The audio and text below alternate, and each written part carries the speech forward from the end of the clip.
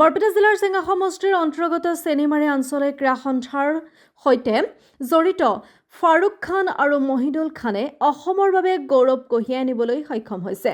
যোৱা 28 জানুৱাৰীত মহাৰাষ্ট্ৰত অনুষ্ঠিত হোৱা মাষ্টাৰ এথলেটিক্স গেমছত অসমক প্ৰতিনিধিত্ব কৰি অংশগ্ৰহণ কৰে চেনিমাৰীৰ সন্তান তথা অসম আৰক্ষীৰ জোৱান মহিদুল খান আৰু ফাৰুক খানে।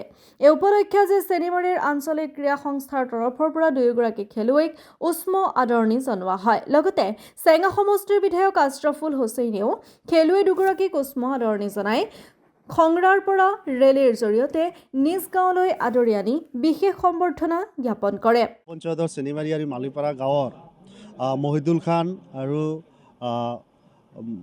ফাৰুক খান দুজনে ৰাষ্ট্ৰীয় পৰ্যায়ৰ মাষ্টাৰ এথলেট কম্পিটিশ্যনত কেইবাটাও পুৰস্কাৰ বটুলি আনিছে আৰু তাৰ কাৰণে আমি অঞ্চলবাসী তথা মই সমষ্টিৰ বিধায়ক হিচাপে গৌৰৱান্বিত। আৰু একেদৰে আমি আমাৰ এগৰাকী অংগনবাদী কৰ্মী বাইদেৱে ইতিমধ্যে যোৱা 26 জানুৱাৰী তাৰিখে ৰাষ্ট্ৰপতিৰ পুৰস্কাৰে সন্মানিত হৈছে। এই গাঁৱৰে সন্তান, তেখেতৰ নাম জৈনব দেৱান। তেখেতে এই গাঁৱৰে সন্তান, এই গাঁৱৰে বোৱাৰী।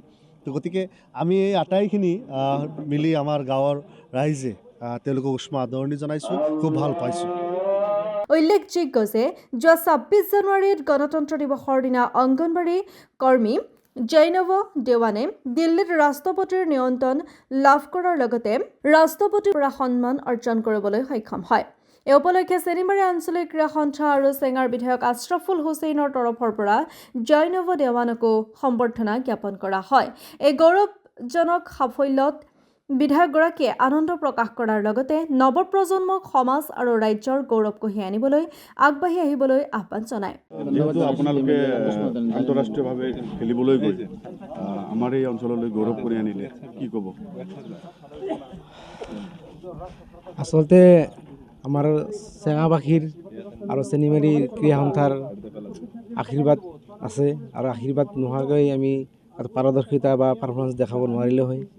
আমাৰ ক্ৰীড়া সন্থা আৰু চেনিমাৰী অঞ্চলবাসীৰ চবৰে দোৱা আৰু আশীৰ্বাদত আমি হয়তো ওপৰলৈ যাব পাৰিছোঁ আৰু নিজৰ মেডেল প্ৰাপ্ত কৰিব পাৰিছোঁ।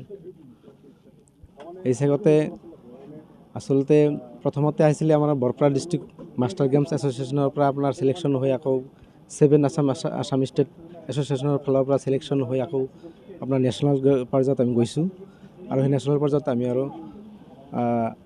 আমাৰ দুয়োগৰাকী আছে ফাৰুক খান আৰু মহিদুল খান, দুয়োজনে আমি 3টা ইভেণ্টত খেলা খেলিছোঁ। তিনিটা ইভেণ্টত মই মেইন ইভেণ্টত 10,000 মিটাৰত মই 2nd পজিশ্যন চিলভাৰ মেডেল পাইছোঁ আৰু ফাৰুক খানে মেইন ইভেণ্টত 3rd ব্ৰঞ্জ পাইছে আৰু গ'ল্ড মেডেল এটা পাইছে আৰু চিলভাৰ পাইছে। মই ৰিলে ৰেচ মেন 400 মিটাৰত মই চিলভাৰ পাইছোঁ।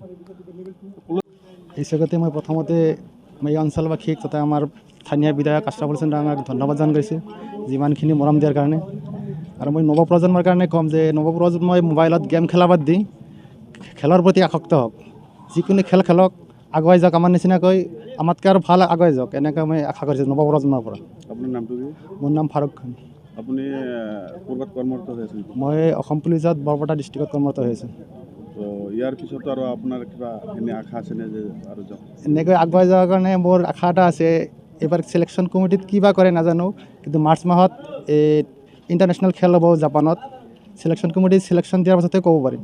চেঙাৰ পৰা আমজাদ দিৱানৰ ৰিপৰ্ট, ATV ডিজিটেল।